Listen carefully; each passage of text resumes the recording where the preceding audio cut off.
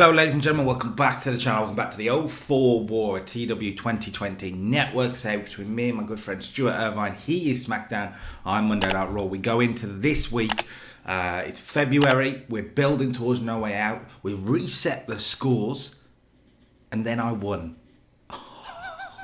I'm still so happy that I won. So it's 1-0 to Monday Night Raw going into this week. As I say, for anyone new, the whole idea is you've got 4 weeks of booking before the pay-per-view. Whoever wins over those 4 weeks, as in the better show ratings each week, get to the main event of the pay-per-view. So far 1-0 to Monday Night Raw, and after a 4-0 embarrassment in January, February has started well. If you are liking this series, and you are, to be fair, must say, really appreciate all the support, comment, likes. You guys have been smashing it, and I really appreciate it. Hopefully we get more and more. Subscriber base is going up on YouTube. I'll have a quick check now, actually. As of me recording this intro, we are on 383 subscribers. So we're on the road to the big 400. So if you are new and you want to join the crew, that rhymed, I liked it, subscribe now. Like the video now if you're ready for this. Will Monday Night Raw take a 2-0 lead? That's the key thing here. If we take a 2-0 lead here, worst case scenario for us is a draw for the month. So, can we do it? Let's find out. Okay, Monday Night Raw. We're gonna start a pre-show. I just want to see how these guys are doing. So I've booked some pre-show matches. 35 for Caden Jindrak beating Orlando Jordan and John Heidenreich is. It's not actually that bad. I mean, Jindrak's the best one here. 4 horrific workers. But you've got to do a little bit better. I mean, was it you said like Jindrak and Kane got 45 and 44 respectively? That's not terrible, you know. I mean, you at least get a 40 at least. I think from that, surely. Well, I don't know. 27. Heidenreich's brought it down, but it's the pre-show. It's not going to go to the main show rating. So yeah, but just you would. That's better. 51. Akio and Tajiri beat Scotty and Spike Dudley. I was unsure who to have go over here, but I don't realise it doesn't really matter. Tajiri carried it though. 56. Got the win with the tarantula. Tajiri is a... Wait. Got a win with a tarantula? Yeah, that's his submission move. Yeah, but didn't he have to hold the ropes to lie for 5 count? I don't know. The game's decided it's the tarantula. So yeah, that's weird. It's like, I might be wrong, but that's very strange. I mean, but, yeah. I know what you mean. 51 though. Yeah, that's not bad. Tajiri carries it. That's fine. And then Jamie Noble beat Maven. Both of them put in a 45. So these guys are on a similar level, which is good. That's solid. Very solid, actually. Pretty good. What those pre-show results says about who I want to book going forward might mean something, right? So, right, let's open the show, though, and let's open the show with a big segment. 84. Okay, not done as well as I thought, but you got to remember Batista's in this, and Batista's not at the same level as the other 3. When you got Goldberg, Shawn Michael in his prime, yeah, it's that. But it's again, 84's again, it's 2 solid starts of the show. I mean, it's good. It's good, to be fair.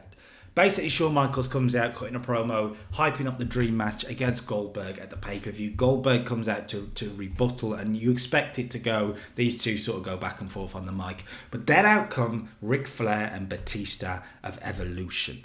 And Flair is fed up of these two talking about dream matches and talking about being the biggest stars on the brand, because he is the biggest star on the brand. He is a 16-time world champion. Alongside this monster that can't be stopped, they are the tag team champions. They should be talking about them. Basically, it leads to the challenge being put out and accepted that tonight it'll be Batista versus Goldberg and Shawn Michaels versus Ric Flair, right? Just to the heels want to put the baby faces in their place is what Ric Flair wants to do. Let's see how it goes, if we're honest. Opening matchup, Booker T beats Matt Hardy only for a 58. What's brought that down? What were you expecting for that? 70. I know Matt's put in a 57. But Booker's put in a 78, and he's dragged me to a 58. Well, I'd be like at least if you want to get like general 65, maybe at least that. It's giving me the lowest it possibly could. Penalised for low locker room morale. Great. So because Bradshaw's kicking off backstage. He's a very toxic individual in that locker room. Apparently, it's not doing good. I do notice announcer chemistry is bringing my segments down. I do plan on fixing it very, very soon. Is what it is, right? 58. Hopefully the show can recover from there. Afterwards, that's better. 79. Booker T cuts a promo on Brock Lesnar, his opponent for No Way Out. He says, look, last week is not the first time that Booker T has taken a beating, but maybe he will return the favour tonight. Just a little tease that maybe we haven't saw the last of Booker T tonight on Raw. 79. It's okay. It's about what you'd expect for a promo from him. This is pretty good. Randy Orton's carried a backstage segment here with Ron Simmons. So Orton's cutting a promo when he's interrupted by Farouk, or Ron Simmons, whatever you want to call him. And Farouk says, look, he wants a shot at the gold. Simple as. He wants a shot at the Intercontinental Championship. Randy Orton denies it, of course.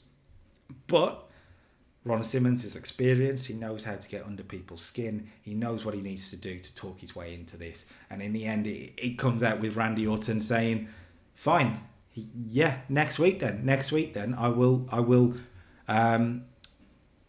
basically prove himself, because Ron Simmons is gonna get in his head. I have got a line written here. Orton's gonna say, "They call you a legend, right?"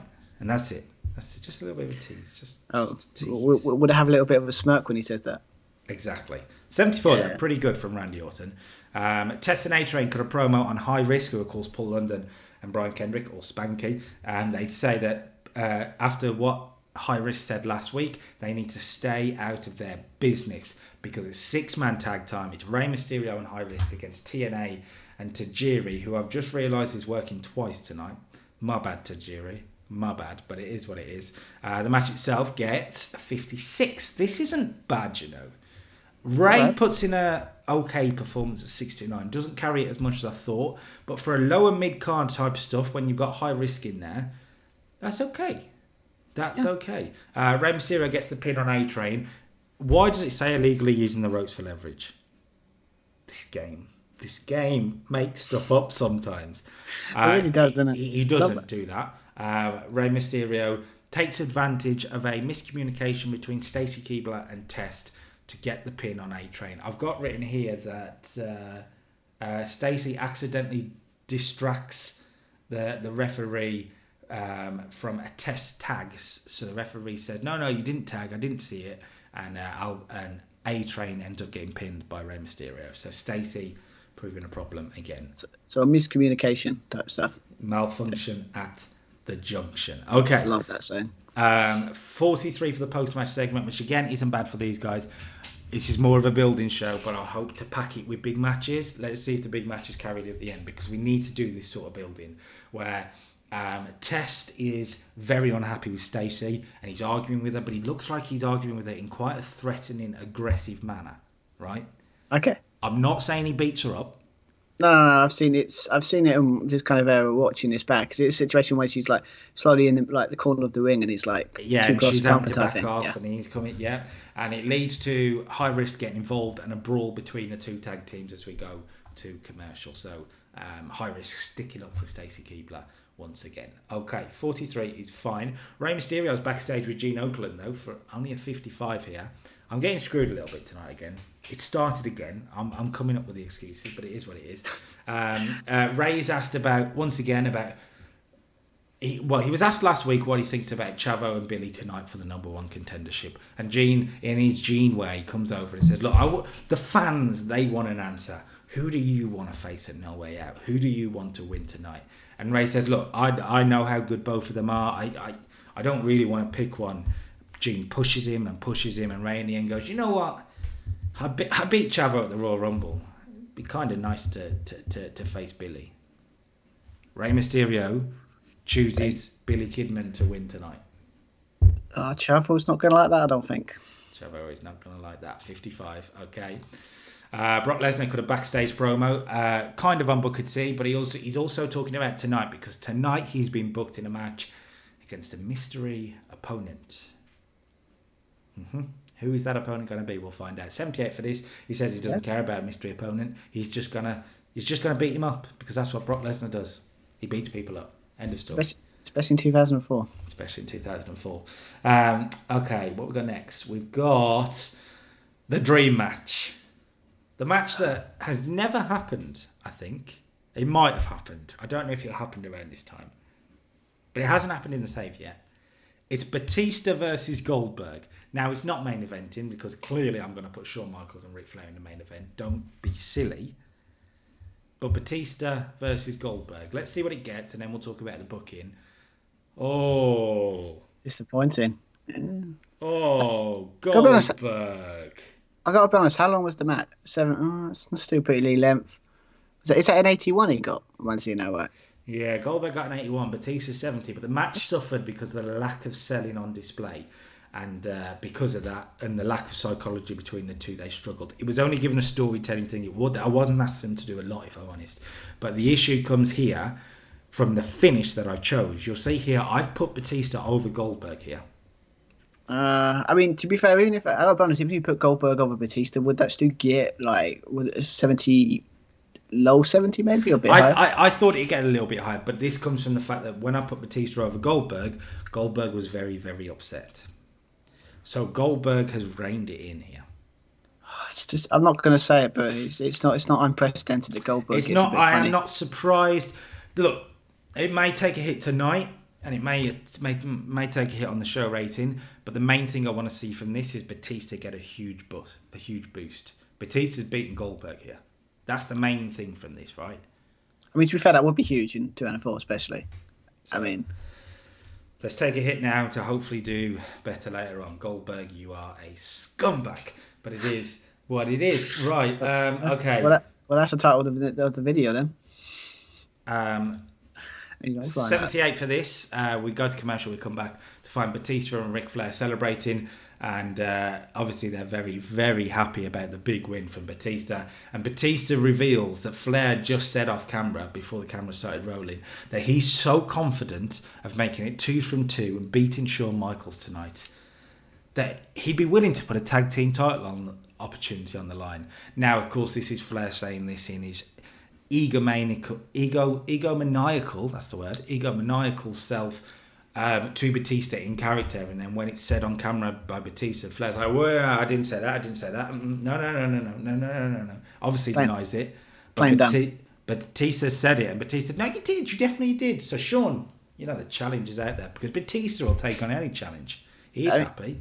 I mean, I never got that message. You know that thing when someone says you say something and then they say, "Oh, I didn't say it," but then it's like you forget you're on a TV show with cameras. So of course they're going to see you say it. But I like you've used that in a way like. He says it but denies it when he's told he said it. I like that. There we go. 78, not bad. Cool, right. Who's going to be the number one contender, though? That's the question now. The number one contender to the Cruiserweight Championship. We set it up last week. It's Chavo Guerrero versus Billy Kidman. Ray wants Billy Kidman to win. Chavo wants Chavo to win. I guarantee you that. See how the match does. If going by tonight, it's going to struggle, but it is what it is.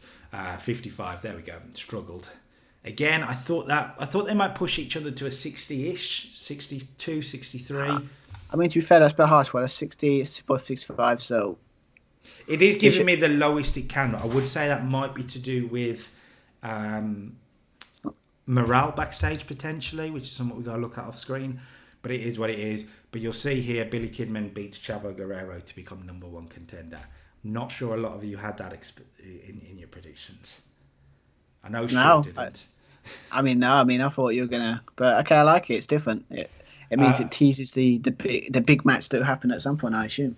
What I've got written here is Chavo during the match tries to do an Eddie Guerrero. He does the chair smacking down into the floor spot with the referee's back. Well, the referee bumped. And he tries to do the Eddie Guerrero thing where he's saying Billy Kidman's cheating because, of course, a win by DQ would be a win and he's still number one contender, right? Yeah, but the referee sees through it. Because he's not Eddie. Only Eddie can do that type thing. Well, I mean, I guess we don't see why he sees through it, but he knows what's really happened, and that allows Billy Kidman to take advantage, shooting star press, and he gets the win. But Chavo Guerrero has kind of screwed himself in a way, but that's not how he'll see it. Okay, well, Yeah, I mean, to be fair, at this point though, like 55, but I'm intrigued by the story to see how Chavo will take this loss. Well, let's see how Chavo takes his loss, shall we? Because poor Chad Patton, the referee for that match. Oh, he didn't tag the ref, did he? He beat up the referee, and and this is the heel turn. Okay, this is what we're gonna do is the heel turn, because I kind of want to keep him away from attacking Ray just yet. So the idea here is Chavo Guerrero trying to live up to the Guerrero name and trying to prove himself. Hasn't had the best of luck, you could say, in certain big matches. And he's fed up of people taking things away from him, in his opinion. He attacks the referee out of pure frustration here. And that is the official heel turn. I mean, poor ref. That's what I'm saying to that. Turn was a complete success, that's fine. I will say this now, this came off the back of a comment on a YouTube video this week actually, that wanted me to do this at the Royal Rumble, wanted me to have Chavo attack the referee after he lost the Royal Rumble match, and I like the idea of it, so I've manoeuvred it and worked it into this match. So what have we learned? So what we learned from this is Carl reads the comments and I read the comments. He cares. Right, 49, it is what it is. Okay. Backstage, Shawn and Goldberg come face to face. Because one thing I didn't mention with the Batista Goldberg match that we were talking through, the finish of that match came when Shawn Michaels ran down to ringside to deal with an interfering Ric Flair, and that distraction allowed Batista to hit the spear on Goldberg and win. Okay. So here, they come to face, and Goldberg blames Shawn Michaels for the loss, and he says to him, "Don't think I'm going to run out there and help you later, because that's not happening." So these two baby faces, can they get along? Doesn't seem like it. Of course, Shawn is fighting for a tag team title opportunity. So, but hint, won't wink. Anyway, right. Question is then, let's see if with few big matches might save this show rating, because Brock Lesnar is in action next against a mystery opponent, and his mystery opponent is Dave Finlay. Even Brock is struggling on this show. How is he getting didn't he get like an 80 or 90 last week? He's a 98. He's performed 20 rating. Sorry, he's performed 20 points below his popularity rating there. They didn't click. I mean, to be fair, thought Brock and Dave Finlay would have a killer match. I think it's because they're you're thinking of the idea that it would be a match that just be like hard hitting and kind of like. But we all know 2004, 2002, 2004, Brock is that kind of guy that he works better against people that are smaller than him. So maybe because who did you had they were going to have a brawling type match. They didn't click. This is the problem. The game, look, the way the game decides chemistry is quite random. In real life, they may have a good match, but the game's decided these two don't click. So it's automatically brought the rating down. I mean, Brock putting in a 72 is harsh.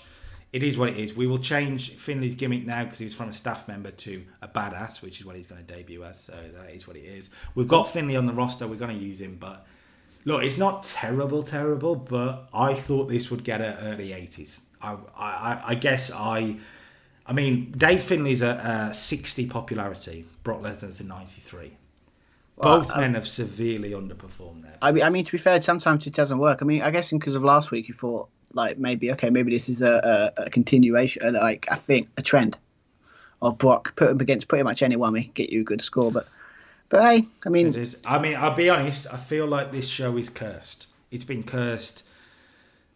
From the moment it started, it feels. Could it be that I said before? Could it be the low morale? It may be the low morale, but it is what it is. We got to keep powering on. Twitch is saying that the matches are short. I get what you mean, but they're like 9 minutes? It's not that short. If you look at TV, I mean, the maximum you should do is usually I try to do anyway. What's I going to say? Yes, it's kind of a match between usually like 12 to 15 minutes if you wouldn't go proper on TV. Maybe. Right? I mean, I'll probably have to cut out some of the matches that I've booked. I've probably booked too much, and that's part of the reason why. Maybe. But it is what it is, right? Brock, hard-fought win over Finlay. The idea here is that Finlay, as a bruising battler, really pushes Brock. This isn't an easy win for Brock Lesnar, right? Finlay is hard to put down, and Brock takes a bit of a beating himself here. Would he be busted open, or do you think it's not that kind of match? not that kind of match, but I do like the idea that maybe Finlay's been working on an arm or a leg or something like that, and Brock's selling. Let's say a knee. Finlay was working on the knee, and Lesnar is limping away from this. Is the idea? Okay, but he can't quite limp away too far because Booker T's here for revenge. 78. Booker T runs down with a steel chair, beats on the injured knee. Let's go with the injured knee.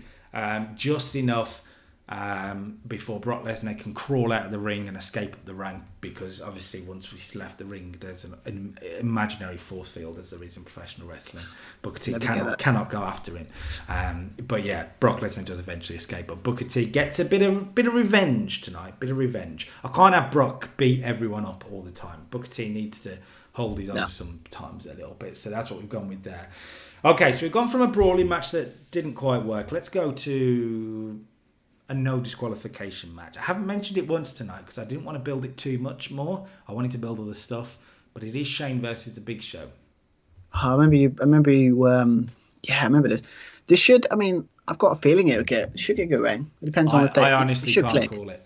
No disqualification match. I see what it does. I really haven't given this a lot of time because it's meant to be a short sprint of a hardcore type match. Just spot. What do you mean spot? How's that got 6? That's weird. Like 77, 73. That should be at least getting a 70 at least. I think it's the morale. So Bradshaw and Randy Orton and all these guys kicking off backstage. Low locker room morale. Locker room morale. Damn. So why is it low? I mean, obviously not on this. We'll check it out. But like, yeah. So it's like that's really harsh then. So the morale's low. So that is that ever been a thing you've known that it affects the score before? I haven't looked at how bad the morale is. We'll have a look on stream and have a look in a bit. But you know what? It is what it is. The booking is simple though. The Big Show beats Shane McMahon because Shane McMahon shouldn't be beating the Big Show clearly. It says a choke slam. I've got written a choke slam from the top rope to the floor. I mean, personally, if I wanted to go extreme, I would have said choke slam off the top rope onto a table, just because it would look more spectacular. But whatever. That would work. I don't want to go too. I did think about Shane flying off the top of the Titantron, but I thought it's not really. Still kind of want to use him as a character. Let's not write him out. Let's not do that. So I decided against it. Right, some matches for next week then, which will hopefully be better than this week because I'm not confident already. Okay. We already know we're going to see Randy Orton versus Ron Simmons for the Intercontinental Championship. As about a return of the Filthy Animals, a WCW tag team, of course. Rey Mysterio, the Cruiserweight champion, teaming with Billy Kidman, his no way out opponent against Akio and Tajiri next week. That should be an interesting Cruiserweight battle. Yeah. But that's not all. How's about this for a potential main event? Potentially. We don't know if we're going to have a tag team title match next week, which we may do. But how's about this if not? Press next again. Brock Lesnar versus John Cena next week on Monday Night Raw. No Cena tonight, if anyone's noticed. No Cena, so in theory that should do well. I'm intrigued to see if that. I think this week. I don't know if you fixed the morale. It should do better, but that should definitely do better. I plan on fixing the morale. That's for sure, because it will affect your SmackDown too. Should I? Oh, that's a good point. We'll talk about it in a minute. It depends. It depends on if the morale is just a Raw or SmackDown thing, or is it just everyone? It'll be everyone. We'll talk about it in a second. Okay, so that's happening next week. Bradshaw will cut a promo on. I forgot. I didn't put the Bradshaw promo back in. Damn it. Okay, main event then. 82. Not terrible, but again the lowest it could have been, if that makes sense. If you look at the two performances, is this because Ric Flair is working through an injury potentially? Yeah. But I actually think it's probably more to do with the morale. Again, low morale. I mean, we'll talk about the stream, but yeah, that's kind of a crappy thing for the game, right? But, it is what it is. The match isn't terrible though. 82. Shawn and Flair pull off a look. It was only meant to be short. I don't want to give them the time here, especially with Ric Flair's injury. But Shawn Michaels gets the win over Ric Flair, meaning next week it will be Flair and Batista against Michaels and Goldberg for the tag titles. That should do well. I would actually pick that towards that match. So the finish of the match comes when Randy Orton comes down to ringside to try and help, and of course no Goldberg. He said he's not getting involved. One man who will come down and get involved though, who's got a problem with Randy Orton, is Kane. Kane comes down, cleans house of Orton and Batista, allowing Shawn to hit the Sweet Chin music for the win. We end the show with an 84-8 segment. Shawn and Kane celebrate together. And this is the official baby turn of Kane. Look at that. Look at that. Heels and faces turn. Love it. It's good. We're changing the roster up. Complete success, which is good. 2 in 1 show. That's success. That's pretty good. I feel that should do well. I mean, all right, so I can't call what this show's going to do. I don't think it'll be really good.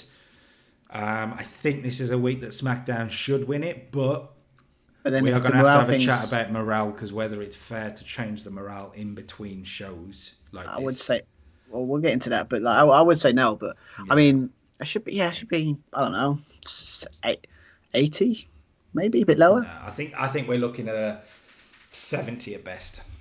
Okay, well, let's find out. What? I'm not surprised by that. When you think about it, you've got a lot of. When you think about it, you've got a lot of a lot of 80s and 70s and like high 70s. So yeah, that's not surprising. Yeah, but I've also got 40s. Maybe it's 82 is not bad, man. I mean, I think 84 last week. To be fair, the angles carry this. Look, we've had a lot of decent angles, promos and stuff like that. The matches tonight, apart from the main event, which was okay, the matches have been trash. Right. I mean, this was. I'm gonna say it's about being like, oh, haha, this in your face, but it's one of these ones like sometimes Raw. It's always been it's the ankles that carry the show more than the actual matches. Yeah. I mean, to be fair, last week it was because last week was kind of the big matches done well. So maybe I don't know. I'm trying to be. It's an odd one, but I know what you mean. It is an odd one, but it is what it is. 82. I'll take the win if it gives me a win. That's still worse than any show that SmackDown's done so far, but maybe the morale's going to kill him too. Let's find out. We'll find out. Okay, then SmackDown kicks off with some more pre-show matches. We're trying to use the roster and see what they're like. And unbelievably, Canyon has beaten Stevie Richards. Get the sirens out. This is not acceptable. I mean, look at that. I love that finishing name. I'm better than you. I mean, I gotta be honest. At 41, it's not 64, 46. That's for them who they are. That's pretty good, especially when they're outperforming the actual score. So yeah, I mean that's not a good sign for Raw tonight if the pre-show is outperforming itself. Brilliant. Oh look, no locker room. Right, here we go. Let's see. Other pre-show matches then. Oh, this doesn't do as well. I mean, Tori Wilson didn't have the psychology to carry Nidia here, which isn't. No, but what I think from this is it's like first it looks low, but for me it gives me opportunity that Tori Wilson can get a 63. That's when you think about it, kind of similar levels to the people that I'm booking anyway. So, so that might give me an option. Yeah. So okay, cool. And Scott Steiner beats Johnny Stamboli for a 50. Scott Steiner put a 59. So all that matters tonight is that Tori Wilson is a better performer than Scott Steiner, and everything makes sense for the world. He said it, not me. Didn't seem to click. So basically, I mean, you put the two of them together. They tried to figure out a match. They tried to figure out the right length of the match, but Scott Steiner don't do math. So you're welcome, long-time viewers. Steiner recliner, fine. Let's kick off the show, though, and Triple H is in the general manager's office. 87. Well, there's the win for SmackDown then, clearly. Well, to be fair, I just Triple H, give him credit. I mean, he does deliver on this in this save. When I think about it, he really has delivered. Anyway, yeah. So basically, walks into Mick Foley's was it office? Obviously, last week, we got the triple threat, because obviously, and saying with the stipulation that if whoever wins also gets to choose stipulation for the match. As Triple H, he's like. He's not happy, is he? Well, will you be happy as champion if you got that stipulation? I know I wouldn't be. So yeah, he comes in saying, "Why are you doing this to me? Like, you do know I'm your champion. You should be treating me with more respect."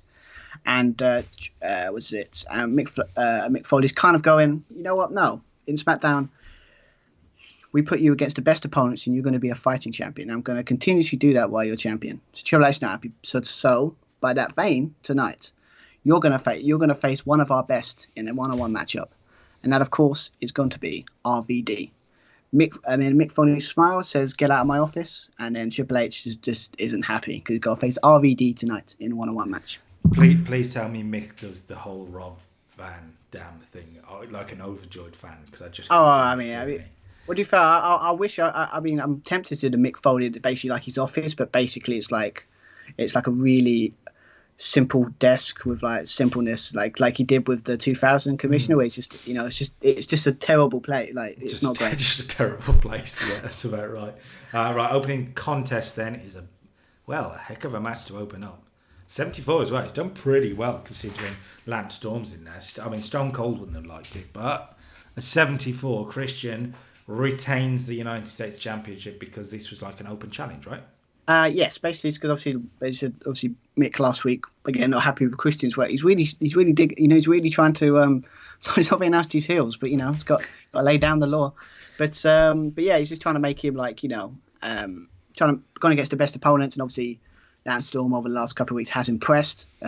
So he gave him this opportunity here. But yeah, it's kind of it kind of ends with the stipulation. Obviously, we put that the US Championship. Christian doesn't have the championship advantage, but doesn't need it. No, because as you know, it's what's his use in Formula 1 jet? It's very strange. But yeah, we said a tainted win, but you can go with the finish that you've got in your head. Yeah, it's like a foot on the rope type thing. It's like he can't get the DQ or that kind of stuff. But if the ref doesn't see it, you can get away with it. So it's like, but it's Christian. I mean, I'm just happy that 74 is pretty good. I mean, good. I mean, it does prove that Christian is worse in the ring than as a promo, which no one saw coming, but it is what it is. Right, after the match, though, it all a bit of Smackdown bedlam. Only for a 68. I thought that would do... I mean, Rene Dupree's in there, though, so it's still not bad, actually. Yeah, but I mean, that's fine. I mean, to be fair, the matches are the ones we're happy with. But yeah, it's basically like the simple thing after this. Christian obviously beating down on Lance Storm, just he's frustrated, fed up. Then you have the, RVD comes out to save, because obviously he doesn't like Christian at the moment. Then you obviously got Rene Dupree comes into the save, that kind of stuff. They have a brawl type thing, the stuff you have in the ring. And yeah, ends with, obviously at the end, it ends with RVD and Storm, coming out on top, babyface, kind of with the heels running away type situation. So yeah, it's just a kind of, I think it's obvious one. Well, I think it's obvious what I'm trying to set up, but we'll find out later on. But yeah, so 68, that's pretty good. I'm happy with that. Cool. Right. Yeah, that's fine. We'll move on to the backstage segment. Paul Heyman jumped off the commentary desk to, seems like he has got a tag team. Yeah, I mean, to be fair, this segment's kind of more of a thing in my head anyway. It's a situation where it's like he's kind of like, the cat lights you see, sometimes when they do those things where like before a match or something, or when they have the camera where no one can hear what they're saying, but they just see they're talking. Mm-hmm. So it's kind of that. It's like, but I want it to be like the camera's like they found something. Like, oh look, Paul Heyman's talking to the world's greatest tag team. Interesting, like that kind of feeling. So like it looks like in a situation they are talking about something, because last week we set up that they looked the world's greatest tag team was looking at the card that Paul Heyman gave to him. So maybe this is closer than ever that maybe he's they're joining forces. We'll find out. Good angle as well. 63 performance from Paul Heyman, really good. Charlie Haas and Shelton Benjamin did well off script, which is worth noticing. Benjamin's still the flavour of the month. We'll take that. Well, you'll take that as much as you can. But yeah, 63, good, promising stuff for the world's greatest tag team. And 58 for this is also quite promising, despite Jazz and Lita underperforming. So what did I put?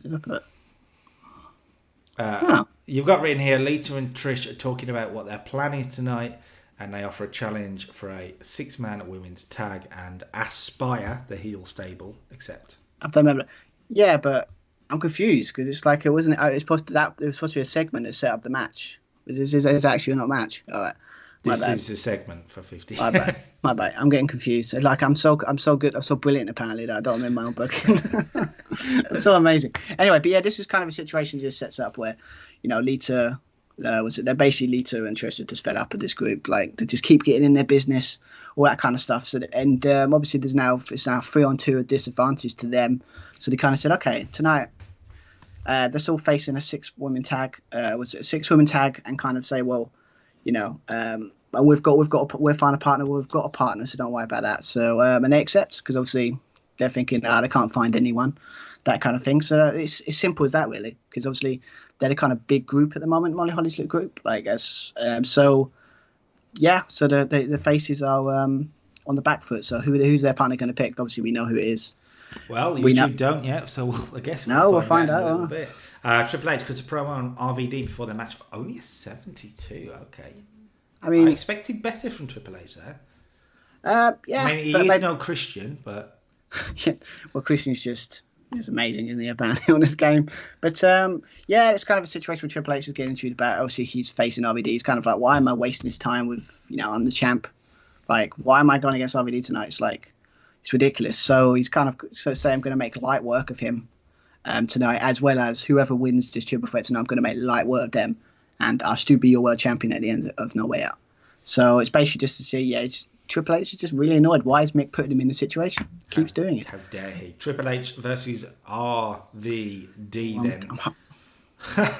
Okay. Yes. So clearly the locker room problems are only on Monday nights.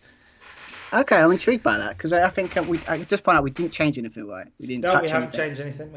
Just to make sure, because I don't want to be told that we changed anything.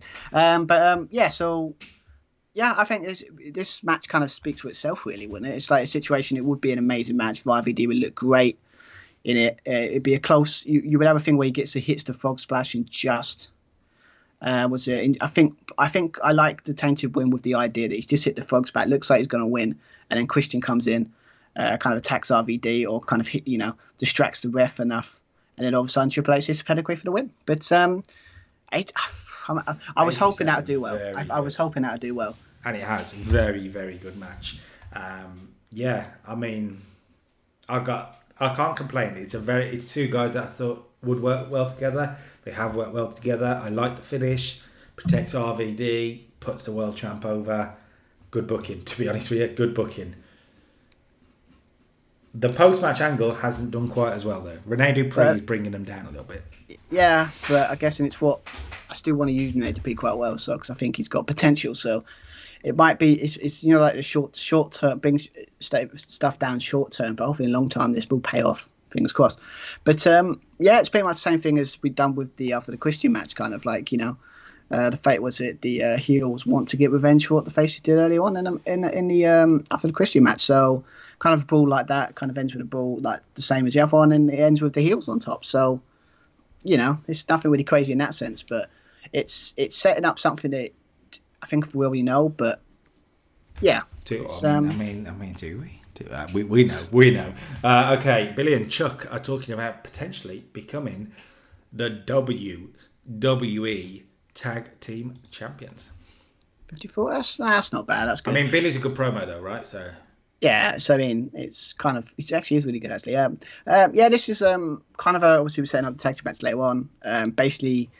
Because obviously I think it's kind of announced in general or implied that obviously there's going to be a four-way kind of tag match at some point. Mm-hmm. So this match is kind of like just who's going to have the advantage type thing, momentum. Everything in wrestling. Who's going to get momentum in the tag team division? Basically. Well, yeah, pretty much. So the promo is basically here with Billy Chuck saying like basically slagging off like. Basham saying, well, we don't want the tag team division to be boring again like it was when you were champions. Proper, dig into them like that. And they say, yes, we respect the Dudleys, but this tag team division needs to become amazing. And, with amazing people at the top. So, yes. So, so they've ironed the tag titles. But, it's kind of set up that the Bashams are not liked. Clearly. In the tag division. You said we know where it's going. Well, there's the confirmation. Fatal 4-way confirmed. It'll be Rene Dupree, Rob Van Dam, Lance Storm, and Christian for the United States Championship.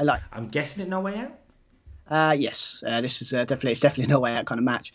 I mean, I think for in this situation, I kind of set it up as backstage segment in the sense that I like the idea that the heels are really happy at the moment. Like, look what we've done. And then all of a sudden, Mick's like, oh, you think that's good, eh? Oh, you think that's good? Okay. So what about you get them two men you faced off, you're facing off, as well as Rene Dupree.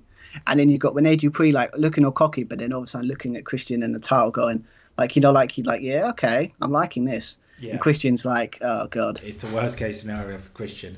Let's move on to tag team action. Billy and Chuck then against the Basham brothers for a 53. Okay, Billy's carried this, clearly, as it says there. 61 from him. 47 from Chuck Palumbo's not bad. The Basham with a 40. This was your wild brawl of the night.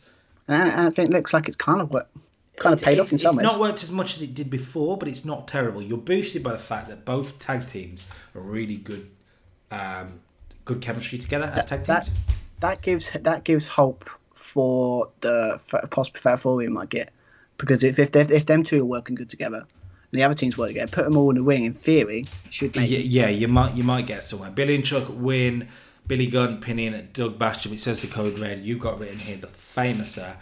Baby faces go over. It sounds like quite a simple booking.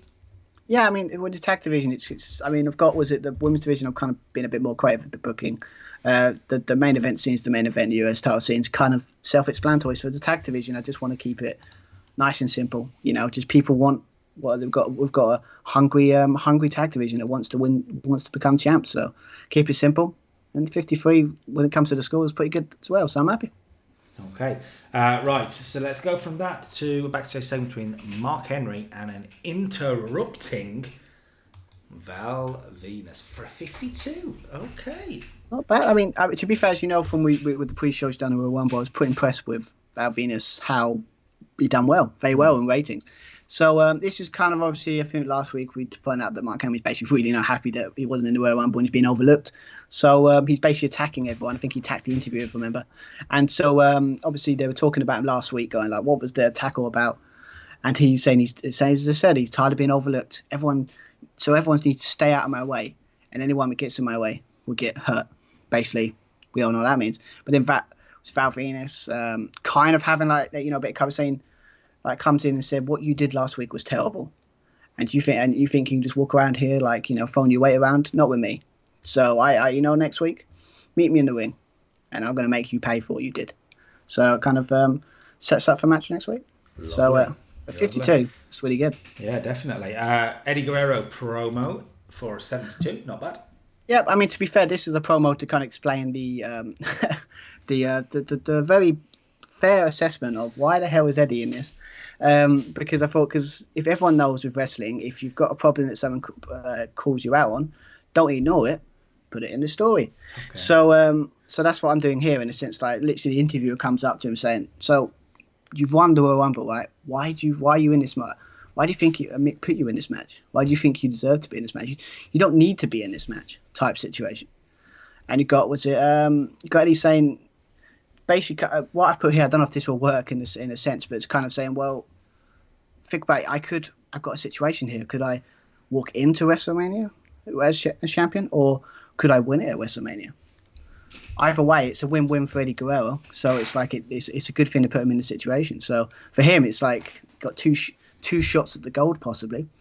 It's not always a bad thing. So, and who's better than Latino Heat? So why not? Yeah, fair. I understand Eddie Guerrero's reasoning behind it. I mean, it's a bit of I admit, but it's like, I think I'd rather bring it up. A good match. I understand. I do understand.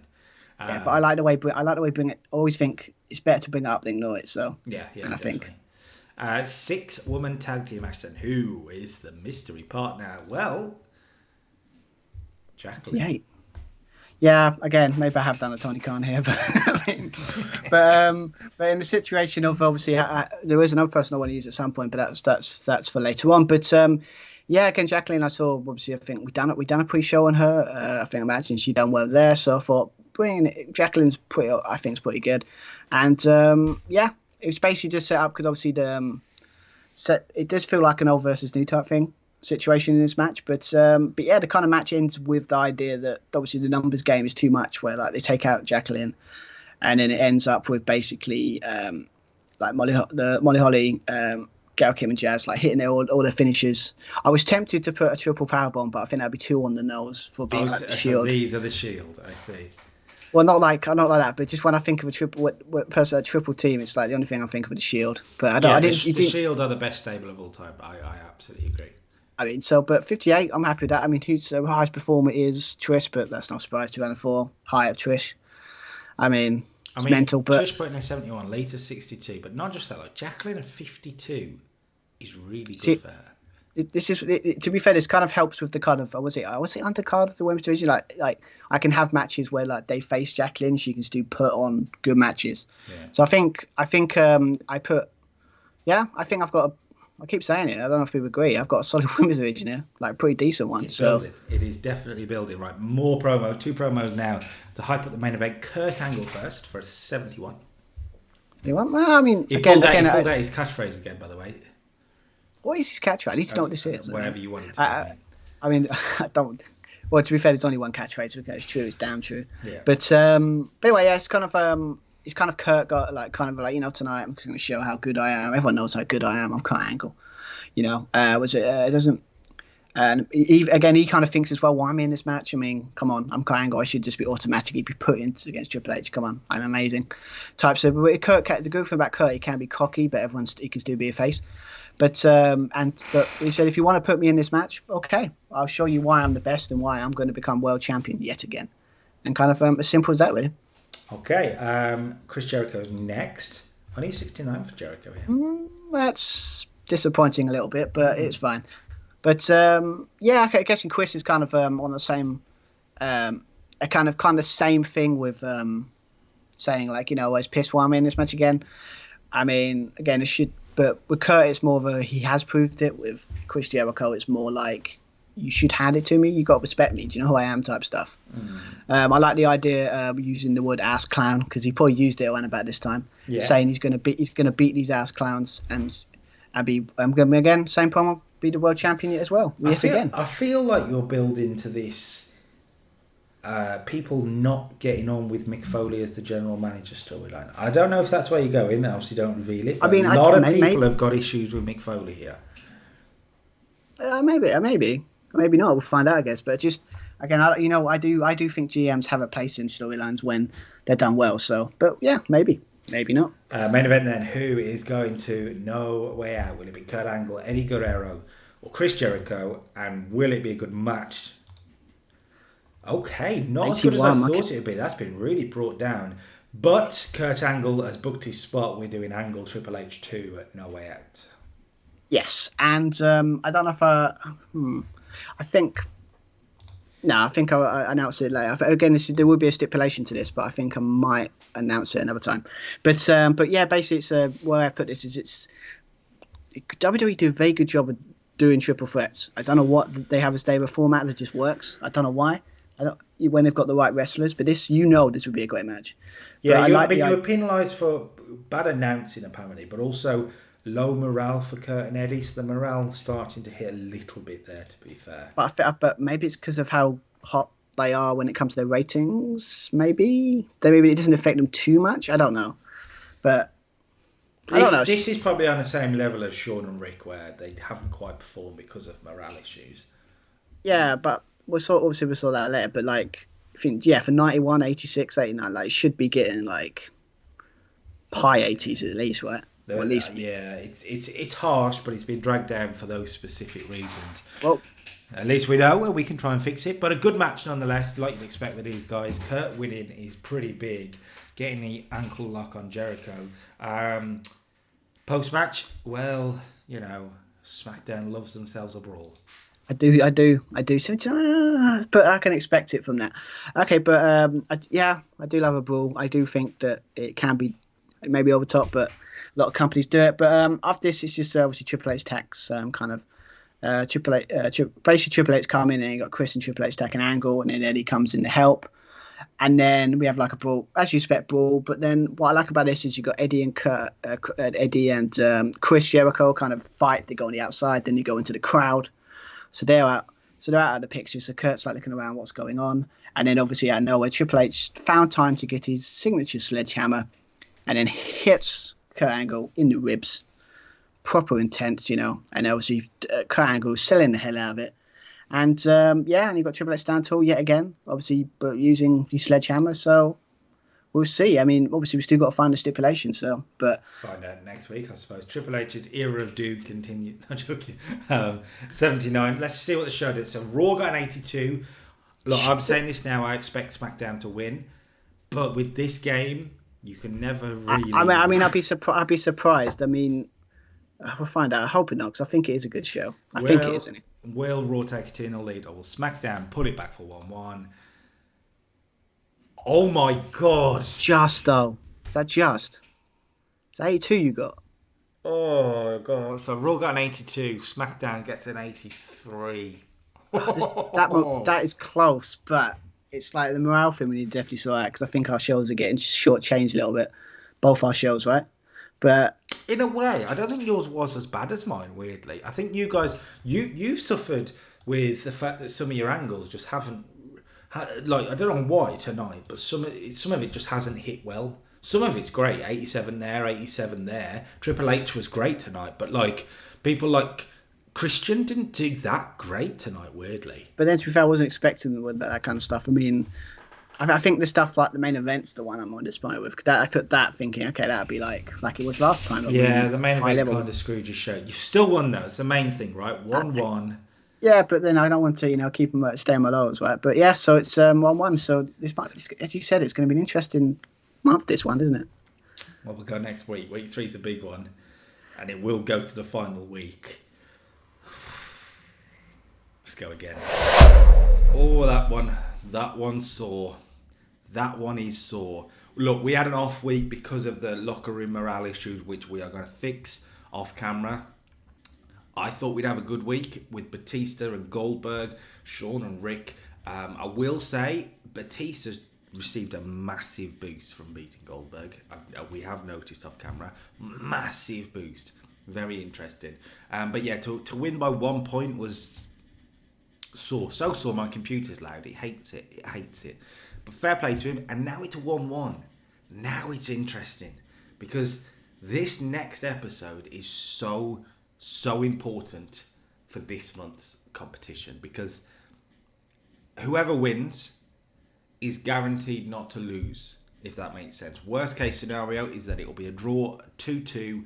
And I think what we decided is that the Twitch chat on the night will decide the main event. We'll put 2 for SmackDown, 2 for Raw into a poll, and they will vote in it on the Twitch chat. So yeah, let's see what happens on Wednesday even. I've got a big show planned. You've seen some of my matches. I've got a big show planned. Hopefully we can pull it off.